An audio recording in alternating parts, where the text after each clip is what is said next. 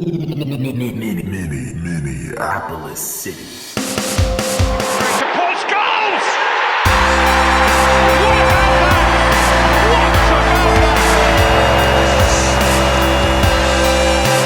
The People's Pitch Podcast, brought to you by Summit Brewing Company.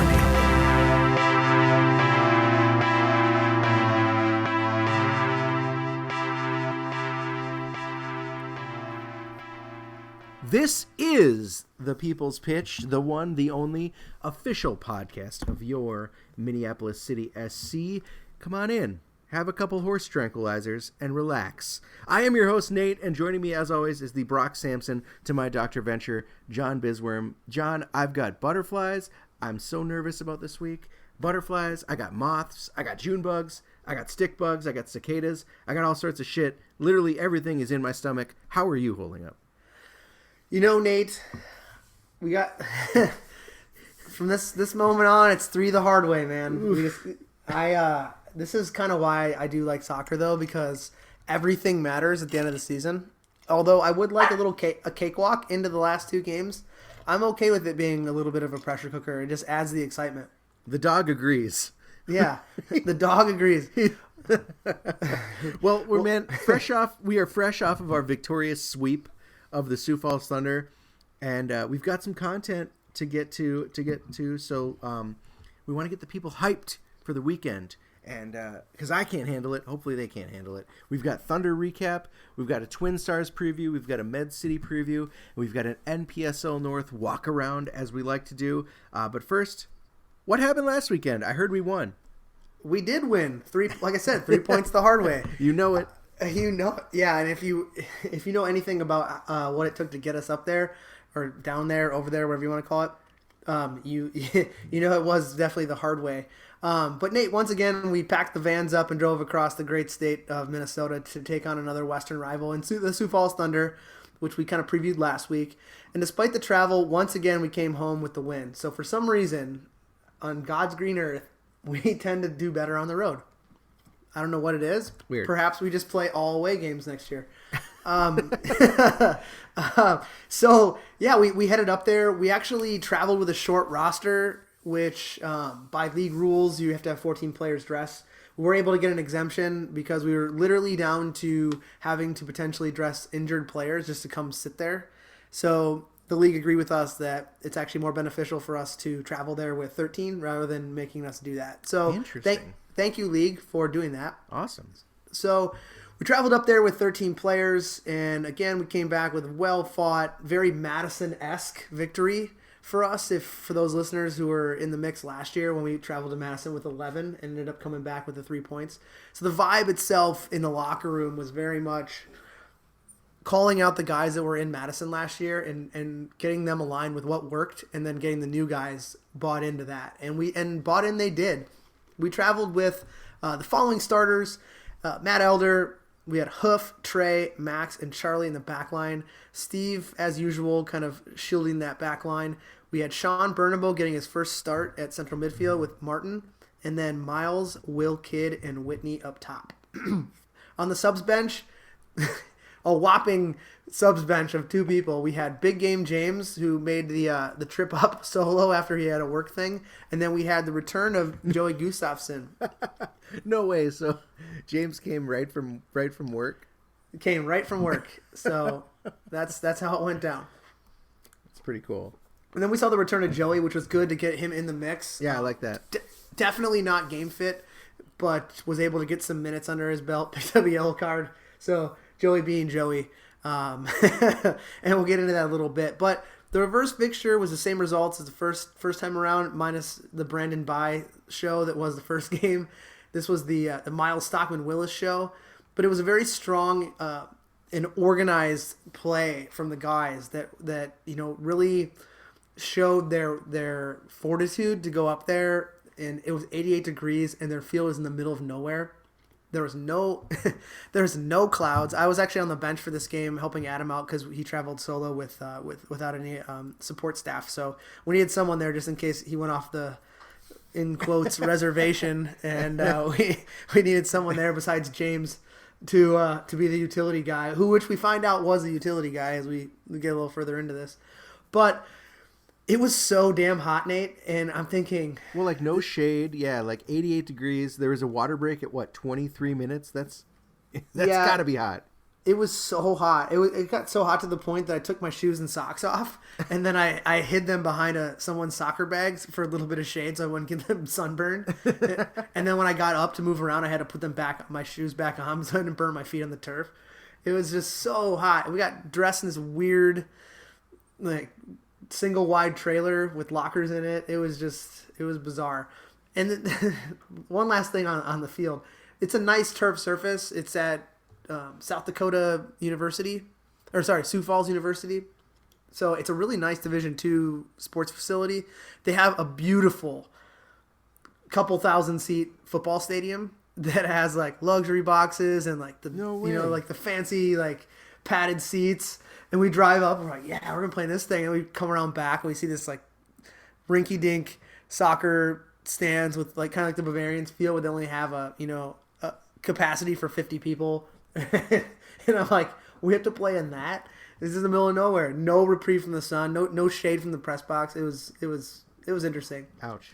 But we talked about the very cliche kind of one heartbeat mentality in the locker room, and definitely got the guys going because the rallying piece was communication, which we've talked about in the past. This is like kind of our downfall, and the point that Adam and I tried to get across to the team was in this match particularly because everyone's going to be tired.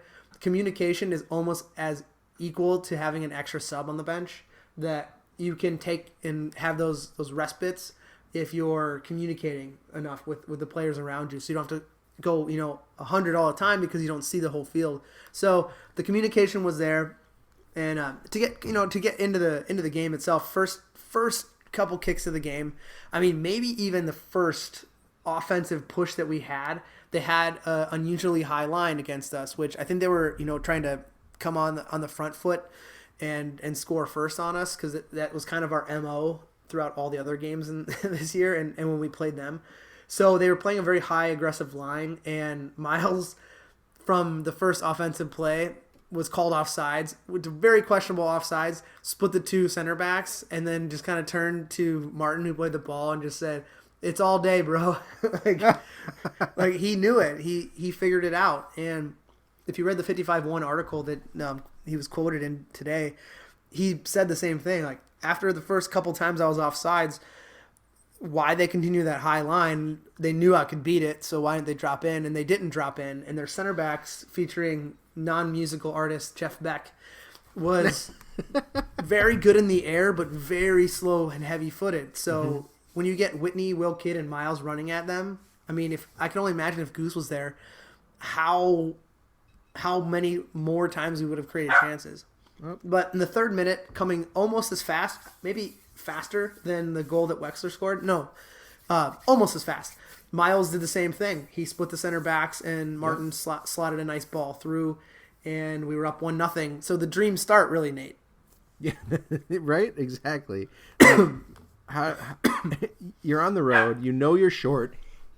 You're short, and you're worried that like you can't make an impact in this game, and that's the easy thing to do. Is if you score right away, you got the guys, you got the home team on the back foot, and it's easy sailing from there, hopefully. Well, yes, easy sailing and back foot. You could not have teed me up even better for this next comment. 16 minutes in, the exact same play happens. Miles splits the center backs, and he's off again. This time, it was off of a diagonal run instead of more of a straight-through run. Got the ball, kind of faked to go around the goalie, and then went over top of him. And I'll have to say that the goalie did everything he could on a couple of chances. The scoreline, actually, in the first half could have been even more than 2. But Miles did the same thing again. So then we're like, yes, even more of a dream start, right? Yeah, no kidding. You can kind of start easing back, working our possession style game, which is what we did. We had a few things in the center midfield we had to clean up, but once we got those cleaned up, we were ready to go. And we took the air out of the ball, and we kind of went into halftime with a clear plan of what to do. Definitely want to talk about, we talked about the offensive side, but the defensive side, excuse me, very strong defensive effort from the back four in Charlie, Max, Max. Who else was back there? Trey and Hoof. They were very cohesive as a unit. They stepped out when we needed to step out, and so there weren't those gaps that we were prone to see in some matches where these guys were moving at and playing well as a unit. In the first half, Max ends up getting booked off of a free kick Martin played in, and he was about ready to be free on goal after kind of coming off a pick that Trey set, and just went straight down and looks down at his shirt, and his jersey is ripped from the collar down to like his belly button. But he gets the call, right? The call goes against him. No, the call did not go against him. His expletive followed by like, "Are you kidding me, ref?" That's what went against him. Went against him, and he ended up getting booked for dissent. So, but yeah, the other three guys in the back, I thought Hoof and Charlie especially were kind of up against those speedy wingers, and we talked a little bit about them delaying those wingers and keeping them out wide because nothing was going to come through the air in the middle and not be won by Trey or Max. So that was kind of how it went. First half kind of finished. We had 9 shots to their 1, and their 1 really was kind of a half chance. And then we moved into finding the only shade we could, which was behind a fence that had some covering on it. So we sat down, rehydrated, and we really talked about how we were going to adjust to absorb some of their pressure and then dictate the pace of play by keeping the ball. And that's what we did outside of, kind of one late mishap, which I'll get into in a bit. But we, off of a quick win, which ended up leading to Michael Haight, their forward, who scored against us in the first game, having a really bad shoulder injury. It was such a bang out of the back that there wasn't really an opportunity for us to just take the air out of the ball and not attack and to kick it out of bounds. And it wasn't affecting the play. And I'm glad he was able to get up and get off the field, and we wish him the best. But there wasn't like an unsportingness of it. We were just on the attack, and no one's going to kick that ball out. So ended up getting the ball, hoofed one up the field. Miles ran onto it, and then it was just a foot race with Will Kidd and a slower outside back who got in the middle. The guy actually shoved Will, and he didn't go down, and he just turned and hammered it as hard as he could and ended up not making the goalie. So there we go. That's $1. Yeah, I love it. Put it in the kitty. There were a couple close calls that the Thunder did get in the second half, and a lot of that was, it was over the top stuff. So we had to change our formation. What we did was we brought Joey in, who slotted at center back with Trey, and then Max kind of sat in front of the back line with Steve. So we had extra guys kind of clogging the middle. Mm-hmm. And then we went with only one forward up top and then 4 across the middle in more of a diamond shape, which ended up working out well. But then on a quick counter, excuse me, we talked to the guys about not going for the 50-50 ball, but looking to kind of gobble up on the second touch that the forwards had and nicking the ball from that way rather than trying to go up for a header. One just got over Charlie, and then the foot race began, and the guy, I don't know what the guy's name was, but he scored, and then he tried to do some celebration, and he hurt himself, and then he was subbed off for that. And then really just the rest of the game was us, doing a little bit of time wasting, holding the balls in the corners and really just killing out the game until the 90th minute, which we had 6 minutes of stoppage time because of that injury. Big game James makes his field playing debut at forward, taking off Whitney, and he won a header off forward. Yeah, he was our target man. So he actually won a header off of a corner kick, and then Miles dropped back into the center midfield to help out. And actually, if it wasn't for the long toenails of a defender who just got a piece of his foot on it, Miles slotted one through to James, who was making a run, and James actually would have been clear on goal. So it would have been really nice to see what that would have been made of if it would have happened. But the guy ended up getting a toe on it and going out of bounds, and then that would have been amazing, right? Guy of course, makes a couple appearances this season in goal in second half situations. Then he comes on as forward. That's like, remember we played Elder in the Summit Keg match last year at forward against Dakota. This was a little bit different. This is more out of Lane. need here. Yeah, but... this is more out of need than out of fun. The guy that got hurt, by the way, in case anyone's interested, is Archie Mao, right? He's the guy that scored against us at Sioux Falls. Poor Archie must have been doing some somersault and it hurt his shoulder or something. No, he just ran over to the corner and just like went immediately Just down. like cramped. Like, Mom! I don't know, man. It was really bizarre. Weird. And then I look at the fourth official and I was like, did he just hurt himself celebrating? And the guy just goes, yep. So, anyways, that's how it ended out. Really wish we could have seen James at least get a chance at a shot on target. That would have been awesome. Yeah. Also, definitely talked to him afterwards and was like, what was your plan there? And he's like, oh, I was going to chip the keeper. Like, sure. Yeah, sure. FIFA style. Mm-hmm. So that was basically it, Nate. 3 points for the good guys. I like it, man. I as far as this game, I obviously watched from my Twitter feed. Unfortunately, another game where we don't have a stream. And still, I was happy to read a lot of things and happy to hear kind of your recap of the game because it took a while, right? But we know who the guys are that we can count on to put in the effort and to get us the wins we need to make the playoffs. Like, think about ever since, even in our trip to Duluth and ever since then, our defenders especially have really solidified and really found themselves. And our attackers have gotten into their groove. It feels like every run they make is timely, it's dangerous. They're not being timid about it. I remember in the first half of the season, you and I being up in the box just screaming from 50 feet up, like, run, make a run, god damn it. Instead of just, hanging back and trying to help. I think we're dangerous. We're looking dangerous on the attack. We're looking organized on the defense. I think they play well in almost every combination, both defense and our forwards. And so for me, the only question left is how can our midfield find that same chemistry, right? Or maybe they have already and I'm just too critical, but I think like that's the thing that I've really been missing is like, do we have Steve and Martin and Wex or O'Brien or Lopez or Bernabeu, like whoever's in there, I want those guys to be the same kind of tight-knit organization that we see from our back line and from our forwards now. And then, of course, I love that Miles is back, and I love that he's healthy, and it's an incredible boost to us. I think after the last time we played Sioux Falls, I made the insane prediction that Brandon Bye signing with us and joining our team would have been the turnaround of the season. But then he got hurt. And then he got hurt, right? So it's like, now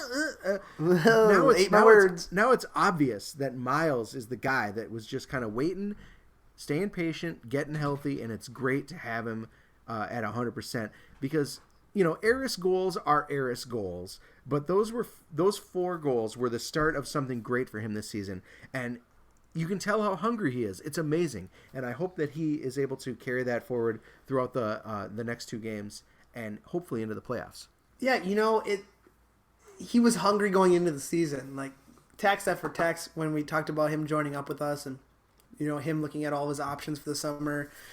And really understanding that the opportunity that we had to kind of keep going from the Open Cup was really a great opportunity for him. It was just kind of heartbreaking that he got hurt, and he got hurt doing like playing on the side and not with us. And it just kind of sucked. And, you could see him, he'd get some spot minutes here and there and he just wasn't the same player. Mm-hmm. And then now you see how explosive he is and the dynamic runs he makes. They're not always the same run. Although he did score twice. I'm kind of eating my words here. He did score twice on the same type of run, but they came from different points on the against the back line. So he's able to kind of read what the defense is doing, and that he's able to also kind of provide that hold up play. He's not like the big hulking forward that you would think, but he's got that pace and the swagger when it's on, it's on. And fortunately for us, in this much needed stretch of performance he's on, which is great. I love it, man. And to think that he came in as a defensive midfielder sub in our Open Cup game, if I remember right. No, he started. Oh, that's right. He was the starter in the defensive, and he was the best player on the field. Yep. Besides Whitney, Whitney, 2 obviously, goals. Yeah, 2 goals. Yep. Just cannot believe that he's he's suddenly our offensive MVP. It's great. It's something I would not have. Like I said, I kind of scoffed at you. Like, you're going to play him at striker? All right, good luck. But it's working out. So, John, another as we record, it's Tuesday night. Another big day or another big night tomorrow. It is our last home game, which is sad. And it's against a team that we just straight up embarrassed ourselves against. It really was the only time that we just didn't play good soccer. It was awful earlier in June, and everything is on the line this time. So not only is we have to recoup our pride, but we need to win these 3 points, and I'll get into that later. In order to keep our playoff destiny in our own hands, these 3 points are so clutch. But the Twin Stars are not going to make it easy. So before last week's victory against Eris, the Twin Stars had been suffering from a 4-game losing streak, which includes that 6-1 drubbing against Sioux Falls in Sioux Falls 2 weeks ago that we talked about. And so the question for me is now that they're only playing spoiler, like, are they going to relish this opportunity to play spoiler and to kind of, destroy our dreams, or are they just going to roll over and bring their D squad and get some get some minutes for some guys that might not have been too involved over the course of the season? Yeah, it's kind of hard. It really is hard to know what's going to get thrown at us.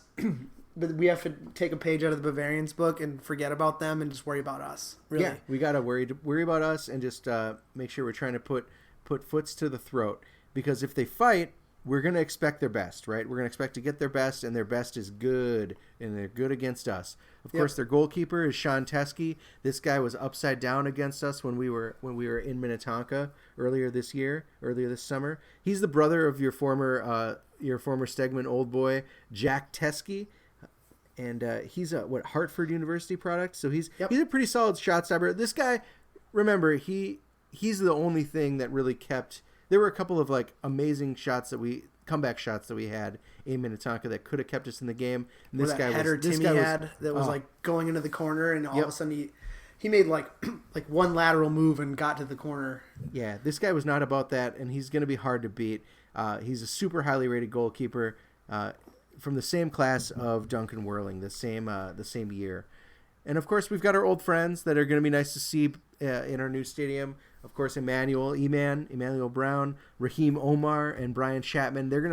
Brian Chapman's going to be on the back line as usual, and he's the kind of guy that's kind of come into his own, and he's able to make a lot of runs forward and a lot of dangerous runs forward. And in fact, he's got kind of a long distance shot that surprised Elder. That left foot, man. Yeah, that was something we were not expecting in the last game that got Elder moving. That left foot was definitely dipped in stardust at some point. Yeah. Kareem Darbaki, the greater of the Darbaki brothers, he's the coach's son who played in college with Martin, so he's kind of that age. Always a danger to score goals. He scored against us on that weird, rebound off of Elder. But he's also scored quite a bit this season beyond that. He's always a danger, like I said, to come out of his midfield role and just lace one into the net. The Oliver brothers are on the Twin Stars, including Tyler, who is the college teammate of Will Kidd. Chase Wright, who is a college teammate of Connor Stevenson, also provides plenty of offensive firepower. And it goes on and on. There's tons of guys. These guys are from our universe, and they know our players well. And so the danger that they posed last game, contrary to what we expected, was from their attacks down the wings, which, not usually our vulnerability. So I'm going to assume we weren't really too worried about it. But all of a sudden, as John, you and I were in the stands with Gus watching this game, we were getting beat on the wings, and that never happens. Well, I think why that happened was that they shifted their formation into a 3-5-2. So you get whatever the weak side or far side defender, whether it was E-Man or it was Chapman, you get those guys making the run because there's balance in the middle and coverage if they get caught up. So we weren't prepared for that because we were more focused on Darbaki in the middle. When they play that way, they're hard to beat because of the fact that Darbaki can pick you apart if he turns. So what goes from 5 guys behind the ball and a ball into the center midfield quickly turns into, 4 or 5 guys then attacking at you instead of 2 or 3. Yeah. So hopefully our defense has coalesced sufficiently since June 14th in order to be able to deal with this. Now that we've seen it, they might not give it to us again. Who knows? But it's important to, like you said, always keep an eye on the midfield because Darbaki is the key. And in the last game against them, we pinpointed that maybe our condensed central midfield working together would be able to keep an eye on them getting organized and starting with that over-the-top ball. But, you know, they came at us from the other side, from around the edges instead of down the middle and up over the top. So if the Twin Stars go with that over-the-top look this time, do we have a midfield that's gelled sufficiently to prevent that? Of course we do, Nate. Well, this was my question earlier. Is like, I hope, like, we've seen the defense, we've seen our back line come together, no matter who's back there, especially if it's Hoof, Max, you know, AJ, Trey. It doesn't matter who the pieces are. They seem to be working really well together. And the wingers, the fullbacks, are always on point lately. No matter if it's Charlie or Nick Hines or Hoof or AO, it feels like everyone's giving it 100%, and they're on the ball. But like the midfield is and all the moving pieces in and out of our roster as far as the midfielders go worries me. Can we bring some cohesion to this Twin Stars game? You know, I think it's just the balance of the teeter totter. Really, you know, it's making sure, yeah, like you said, that the teetering point is that diamond in the middle, and making sure that they're on the same page and they're all doing their job, and also just in general fighting for, you know, 50-50 balls, the loose balls, drawing those fouls, you know, and not complaining to the ref, just getting the ball down and going right away. Just do it. You know, and let them do all the bullshit, and let us just continue to worry about ourselves. But I think that in the attack, we have to vary it up a little bit. They were very much so, and I think more than most teams we played against, prepared for us, I think. And, you know, I think it's close proximity and everyone knowing each other that kind of drew that out. But, excuse me, you know, our backline's going to be fine.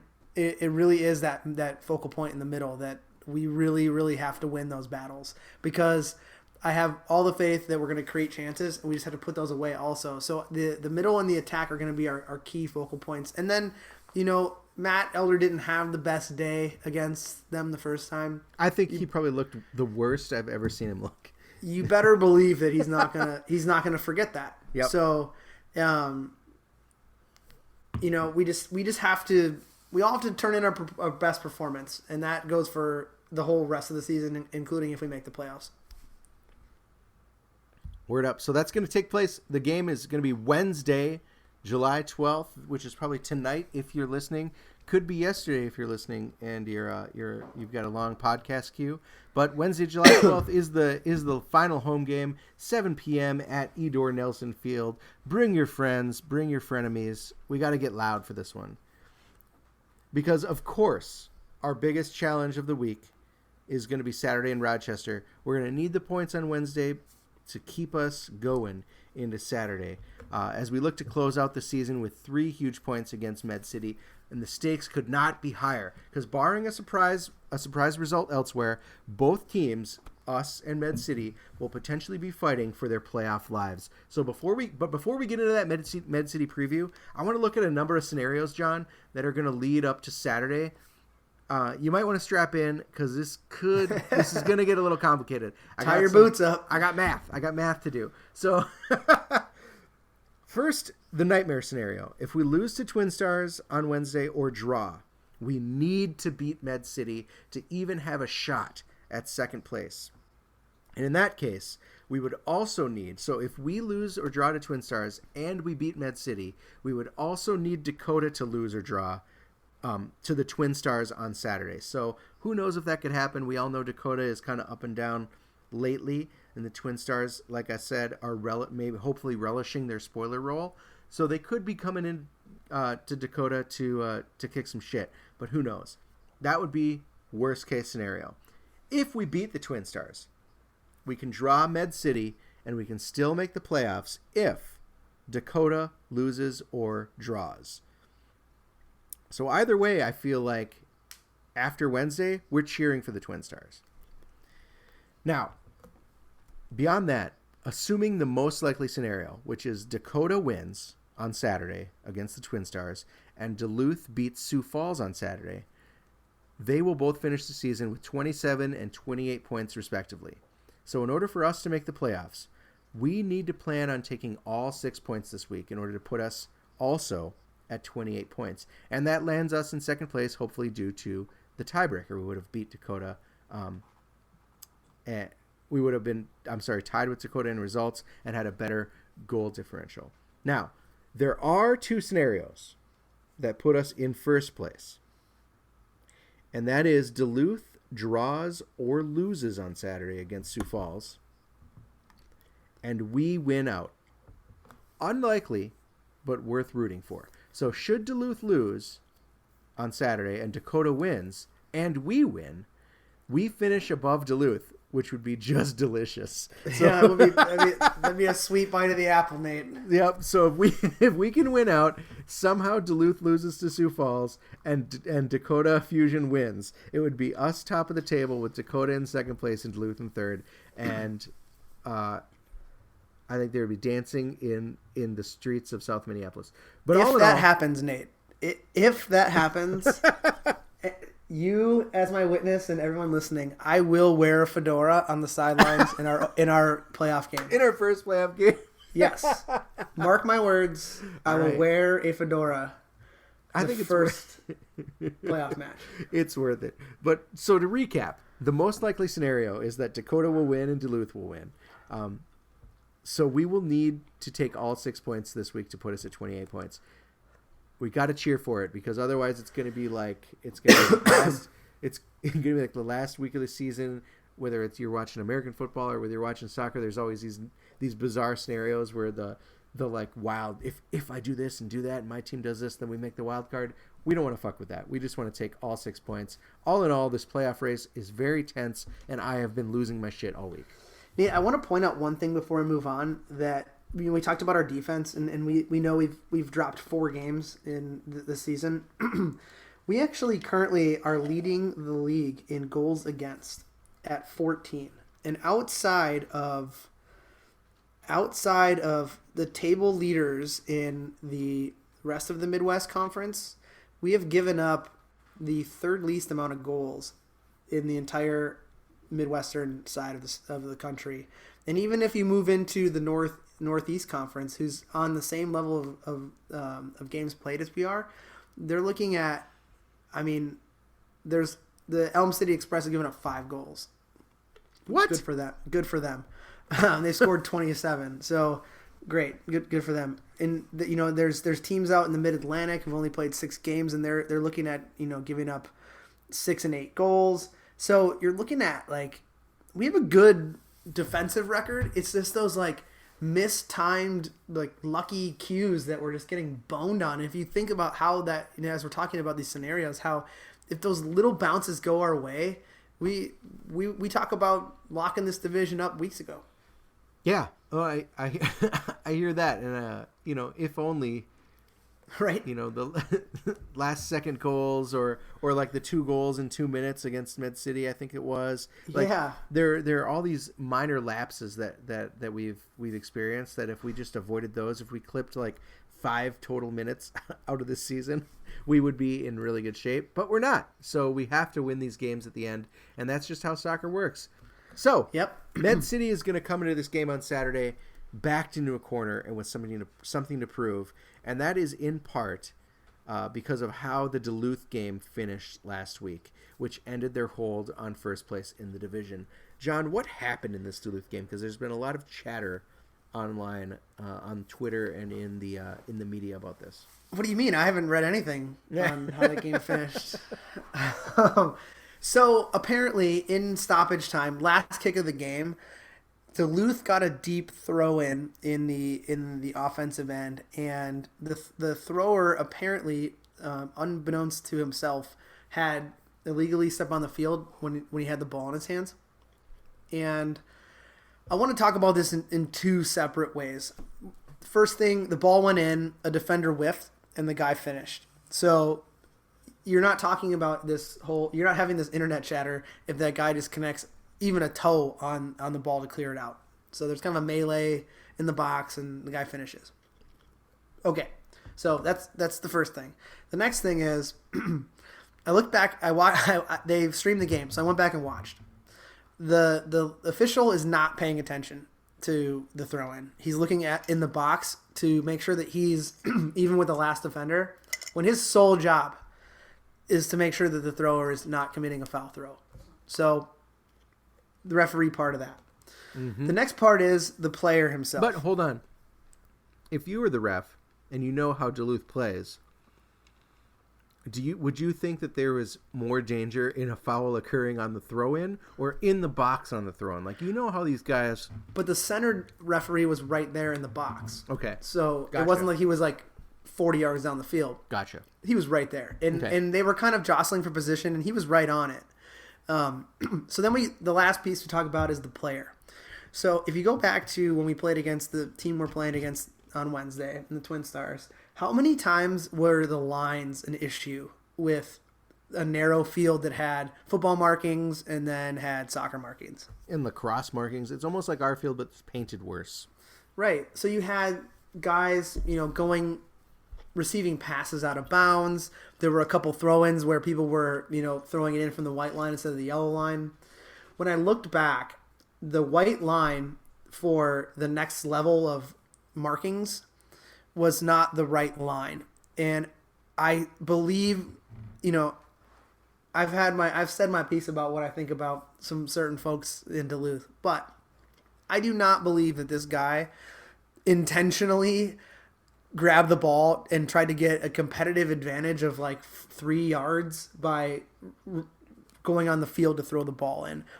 It was a quick throw in the heat of the moment at the end of the game, and I think, did he go over the line? Probably, but it wasn't anything that you can be like, oh, they did that on purpose and they're just trying to cheat to win. I don't think that at all. Yeah. And I think that's where the conversation and the chatter kind of like came to a head, was like, well, these guys do all this bullshit and everything and they win all these lucky games.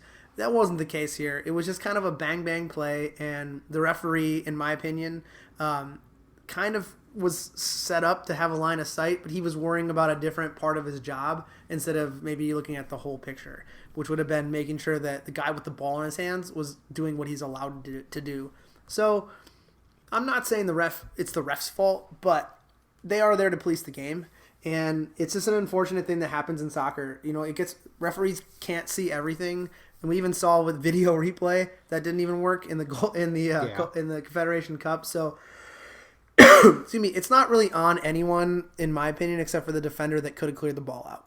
I'll accept your explanation but I'll still play the devil's advocate that, like, in the 13th, 23rd minute, if it's the guy's first throw in, or if it's a field they're just getting used to, I would take that excuse that, like, oh, I didn't know which line to use. But we're talking like this is the 92nd minute. This is like the dead like last seconds of this game. You'd think that they would have figured out which fucking line was the correct line. But you're right. Yeah, but in the heat of the moment, when you're just like, they're just throwing trying to the ball hurry, in, trying to get the damn thing in. I can see that, like, you might miss it. So I could give him the benefit of the doubt, but because it's Duluth, I will not. Now, but if the last point I have before kind of you get into your pieces is that Med City clearly should have run away with the division weeks ago.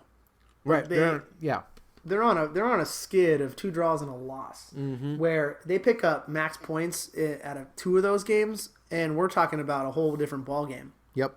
And I mean, coming off of the deflation of what that can do to you, can be an advantage for us because we're coming up and they're kind of coming down. And I don't know if it's injuries or, the guys are just getting sick of living together in Rochester, but they're not coming into the last game of the season, albeit it's at home and it's against us and everyone kind of gets up for games against us. But we showed that we can be the better team on the field when we play against them. That, if I were them, I would have continued doubt that, and put too much pressure on myself to perform, where we could maybe take advantage of that. Yeah, I mean, we can only hope, right, that this is we're catching them on the way down while we're on the way up, leading into a strong end of the season. But there are some players to look out for in this Med City team, and the first of those is this guy Turnbull. He's got 4 to 5 goals in the season. I believe he's one of their fullbacks. He's a winger. He is a winger, okay, because he came in kind of from the wing. He was kind of up and down that line, when we had played them before, and he scored against us. He's scored a number of times for Med City on the season. He's dangerous, man, and he's sneaky. But, of course, we've also got Theo Wilkie. He's, got 2 to 3 goals in the season, always pretty dangerous. But really the guy we want to look out for is this guy, Riva Denera. He is looking super dangerous as of late. He's got a great eye for setting up the play. He can set up the goals, make the through balls, but he's also got a pretty mean shot on him. So I think that when as a team that in the past has been vulnerable to counterattacks, vulnerable to quick plays, up through the midfield and then kicking it through the wingers, this guy could either find a dangerous pass himself or put the ball in the net and keep us on the back foot for the whole game, and I hope that we're able to deal with him. I'll be honest with you. I think that outside of a few dangerous players that we have on our team from the wing perspective, Turnbull has been very impressive, in my opinion, out on the wing from any of the teams we played.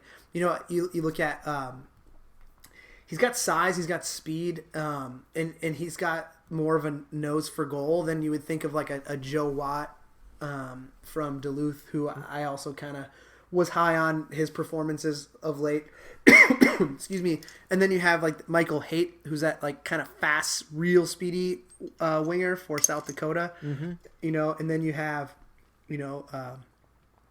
Keeson or Kesson from Dakota. Isaac Keeson, yeah, yep. Yeah, so I mean you have some real good wing play, plus guys like Will Kidd and Goose and Whitney Brown that we bring to the table. But he's impressive, and he's definitely one I think we have to worry about.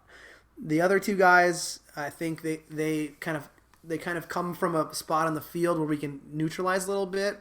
But when you talk about a winger, you're usually getting them in a one-on-one situation.